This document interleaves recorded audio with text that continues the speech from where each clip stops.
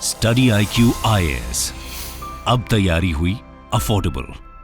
कभी कभार ऐसा होता है कि कुछ मूवीज को लेकर दो देशों के बीच में डिप्लोमेटिक प्रॉब्लम शुरू हो। अब एक मूवी आई है रिसेंटली जिसमें Rani Mukherjee is the lead actress. इसका कॉन्सेप्ट यह है कि एक इंडियन किसी फॉरेन कंट्री में जाती है, Norway which has been represented in the movie. उस देश में जाकर अपने कल्चर, अपनी प्रैक्टिसेस, अपनी सभ्यता के हिसाब से वो जीवन जी रहे होते हैं। एंड मीनवाइल उस देश की सरकार, उस देश में एडमिनिस्ट्रेशन और जो आम जनता है, जो सिटीजन्स हैं, वो इन प्रैक्टिसेस को देखकर काफी ज्यादा डर जाते हैं कि हाथ से कैसे बच्चों को खाना खिला रहे हैं। Hands can be dirty. अब इंडिया के अंदर हम पहली बात तो हाइजीन का बहुत ख्याल रखते हैं। दूसरी बात, अगर बच्चों को हाथ से भी खिलाया जाता है, that is motherly love, that is motherly affection. एक मां की ममता है। और इस चीज को कोई कोर्ट क्वेश्चन कैसे कर सकता है कि ये बोला जाए कि ये एक्टिविटीज, ये प्रैक्टिसेस बच्चों के लिए सेफ नहीं है। सवाल इस पे ये भी उठ सकता है कि क्या उस देश की सरकार जानबूझकर एक फॉरेनर होने की वजह से, एक दूसरे देश का सिटीजन होने की वजह से, एक इमिग्रेंट होने की वजह से ऐसा दुर्व्यवहार, ऐसा अत्याचार तो नहीं कर रही। So this is what is represented in this movie. Now Norway के एम्बेसडर के द्वारा एक बयान दिया गया that child welfare not driven by profit, कि हमारे देश में बच्चों का जो हम प्रोटेक्शन करने की कोशिश करते हैं, इसमें हमारा कोई प्रॉफिट नहीं। इनफैक्ट हम बच्चों को प्रोटेक्ट करने की कोशिश कर रहे हैं उनके बेटर फ्यूचर के लिए। अब देखिए, मैंने बताया रिसेंटली एक मूवी आई है, नाम है इसका मिसेस चैटर्जी वर्सेस नॉर्वे। इस मूवी के अंदर यह दिखाया गया है कि मिसेस चैटर्जी एक लेडी है, एक इंडियन कपल नॉर्वे के अंदर जाता है। नॉर्वे की गवर्नमेंट उनसे उनके बच्चों की कस्टडी ले लेती है। वहां की चाइल्ड प्रोटेक्टिव सर्विसेज जो है, चाइल्ड प्रोटेक्शन सर्विसेज, उस बच्चे की कस्टडी ले लेती है। और इस बात पर जो लेडी है जिनके बच्चे कोर्ट के द्वारा छीन लिए जाते हैं, लेडी कोर्ट में बैटल, पूरी एक लीगल बैटल लड़ती है, केस लड़ती है कि उनके बच्चे आजाद हो सके और उनके पास वापस आ सके। कौन मां चाहेगी कि उसके बच्चे उससे बिछड़ जाए? तो आप खुद ही समझ सकते हैं कितना पेनफुल एक्सपीरियंस रहा होगा उन लेडी के लिए। बट अब इसी बात पर नॉर्वे के एम्बेसडर ने कहा कि इस मूवी के अंदर काफी फिक्शनल चीजें, मनगढ़ंत चीजें भी दिखाई हैं।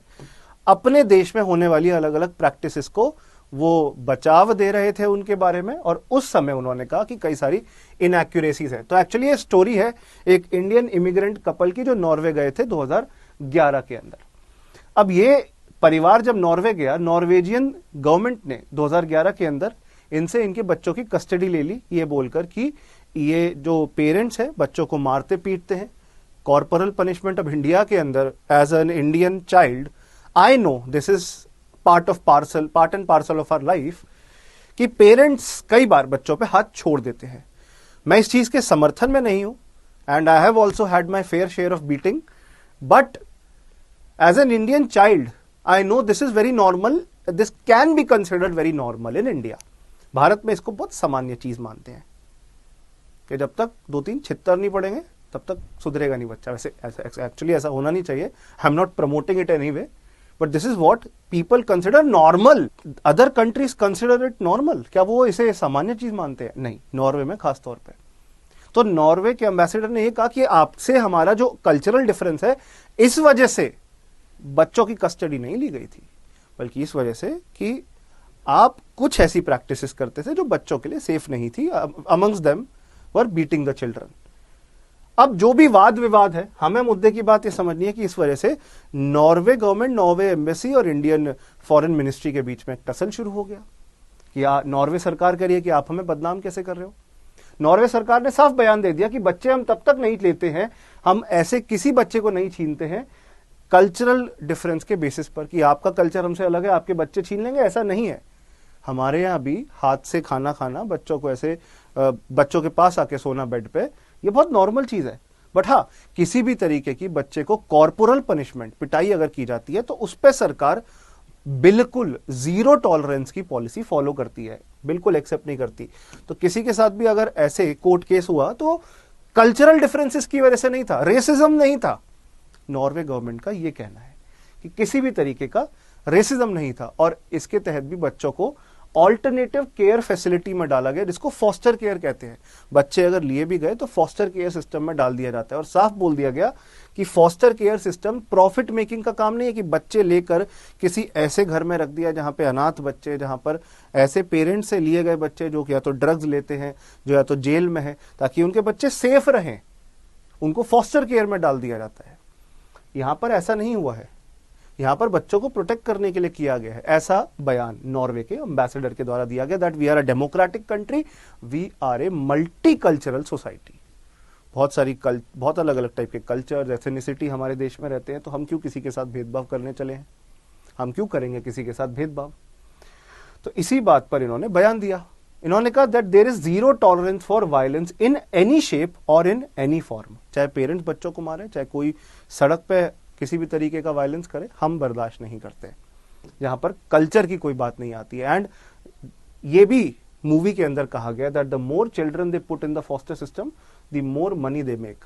जितने बच्चों को फॉस्टर सिस्टम में डालेंगे, मतलब फॉस्टर केयर में डालेंगे, पेरेंट्स से छीन कर एक ग्रुप होम में डालेंगे, ग्रुप होम जहां पे बच्चे एक साथ ग्रुप में रहते हैं, उतना पैसा सरकार जनता से जो टैक्स का पैसा ले रही है वो फॉस्टर केयर सिस्टम में डाल सकेगी।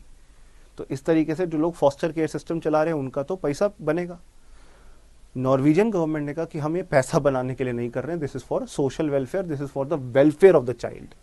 ये हमारी जिम्मेदारी है, ना कि पैसा कमाने का जरिया। So it is not driven by profit, जैसा कि मूवी में कहा गया या दिखाया गया है कि एक ऑल्टरनेटिव केयर सिस्टम है उन बच्चों के लिए जिन पे किसी तरीके का वायलेंस होता है।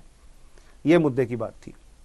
अब इस वजह से दोनों देशों के बीच में एक लीगल टसल चली काफी समय, और ये खास तौर पे तब हुआ जब ये जो कपल दिखाया गया है, इन कपल के बीच में इन कपल की शादी टूट जाती है, ब्रेकडाउन हो जाती है। Child welfare cases are not easy for the children, parents and the child welfare services. ऐसा कोई भी केस जहां बच्चे हैं, जहां पेरेंट्स इन्वॉल्व है और पूरी सरकार का डिपार्टमेंट, चाइल्ड वेलफेयर का डिपार्टमेंट इन्वॉल्व है, ऐसे केसेस में फैसला सुनाना आसान नहीं होता। तो सागरिका चैटर्जी के जो बच्चे, जो मूवी में कैरेक्टर दिखाया गया, लिए गए, the portrayal of the character which was done by Rani Mukherjee. Norwegian government had alleged that she fed her kids using her hands. चलिए, ये बात नॉर्वेजियन गवर्नमेंट ने कही कि हाथों से खाना खिलाते थे। Couple was also accused of beating the children, not giving them enough room to play and giving them unsuitable clothes and toy. के अनकंफर्टेबल कपड़े पहनाते थे, खिलौने नहीं मिलते थे, जगह नहीं मिलती थी बच्चों को सोने के लिए, जो भी रीजन इन्होंने दिया। मुद्दे की बात है कि ये एक लीगल डिस्प्यूट दो देशों के बीच में डिप्लोमेटिक प्रॉब्लम ना बन जाए, जो कि अभी नॉर्वे के एम्बेसडर के द्वारा यही कहा गया कि हमारे देश में ऐसा कुछ नहीं होता जो आपकी मूवी में पोर्ट्रे किया गया है। We are a safe country specially for children. तो डिप्लोमेटिक बैटल दोनों देशों के बीच में शुरू हो गई है। When Norwegian authorities handed the custody of the children to the uncle of the children, बच्चों के रिश्तेदार को बच्चों की कस्टडी दे दी गई थी। अब लेडी जो इस पूरे केस में इन्वॉल्व थी, सागरिका जी, उनका अपने हस्बैंड से डिवोर्स हो जाता है और उस वजह से वो ये लीगल बैटल शुरू करती है कि उनके बच्चों को उन्हें वापस दिया जाए। तो बस मुद्दे की बात है कि एक माँ को अपने बच्चों से बिछड़ जाना, इससे बड़ा दुख शायद ही कोई होता होगा दुनिया में। आप जरूर कनेक्ट हो सकते हैं मेरे टेलीग्राम चैनल पर। ये मेरा टेलीग्राम ग्रुप है, स्टडी IQ का टेलीग्राम ग्रुप, वसु कटारा स्टडी IQ, VASUKATARA। आप मुझे इंस्टाग्राम पे भी ढूंढ सकते हैं, wasu.katara के नाम से मेरी आईडी अवेलेबल रहेगी। जरूर इसको नोट कर लीजिएगा and connect with me. I will guide you how to prepare for UPSC civil service exam. शुक्रिया सेशन को देखने के लिए, आप सबका बहुत बहुत धन्यवाद। जय हिंद। स्टडी IQ IAS, अब तैयारी हुई अफोर्डेबल।